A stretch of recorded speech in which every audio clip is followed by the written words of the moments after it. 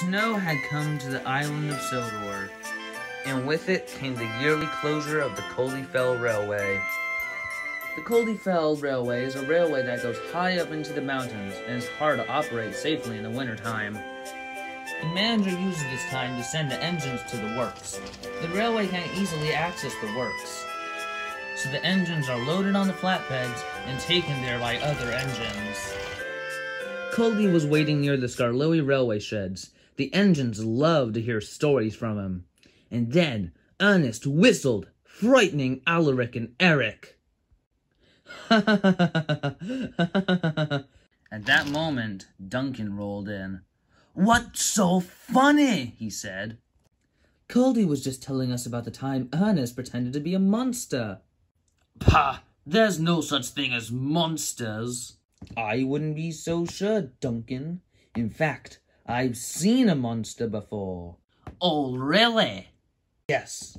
It's called the Abominable Snowman." Abominable Snowman? Yes. It is a creature that lives high up in the mountains.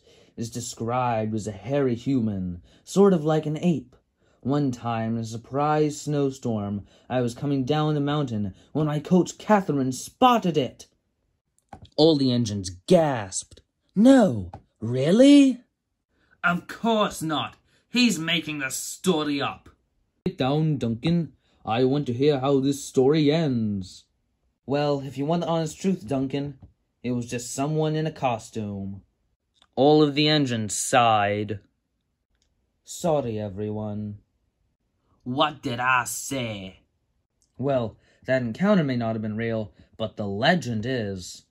"Yeah, a legend. There's no such thing as an abominable snowman." Later, Culdee was taken to the works, and the little engines were alone. Until Mr. Percival came. "Mighty Mac, a village up in the mountains has run out of coal for the winter. I need you to bring some up to keep the villagers warm." "But, sir," said Mac, "what about the Abominable Snowman?" "Abominable Snowman?" questioned Mr. Percival. "Culdee told them about the Abominable Snowman, and now they're scared," said Duncan. "I'll do it. I'm not scared." "Hey, Duncan, but you'll need another engine. It's a very heavy load."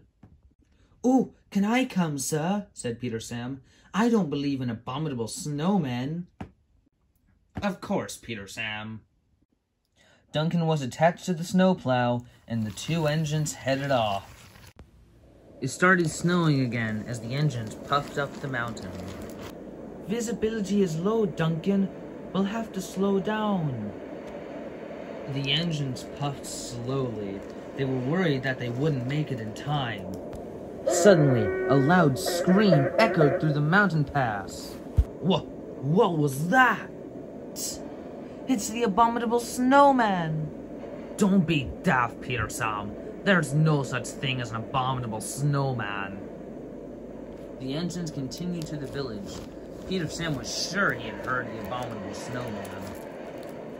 As the engines continued, Peter Sam noticed something. "Duncan, what's that?" Duncan looked over and saw what looked like an abominable snowman. He was at a loss for words. He rushed forward, wanting to escape, but didn't notice a rock on the line.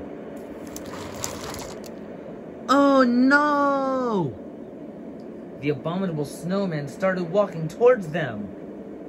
But as it got closer, the engines realized that it was a man covered in snow.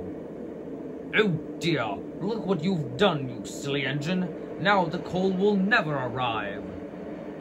"I'm sorry. I thought you were the Abominable Snowman." "You can be sorry when you finish your job. Now, come on, help me get this silly engine on the rails." The man and Duncan's crew lifted him up the rails and removed the rock, while Peter Sam pulled him back onto the rails. "Now let's get going. This coal isn't going to deliver itself." Soon the engines had delivered the coal. When the two arrived back at the sheds, Peter Sam told the other engines how scared Duncan had been. I thought you didn't believe in the Abominable Snowman, Duncan, said Luke. Yes, but it was exactly how Culdee described it, he said. There is one thing I don't fully understand about the story, though. What? What made the sound?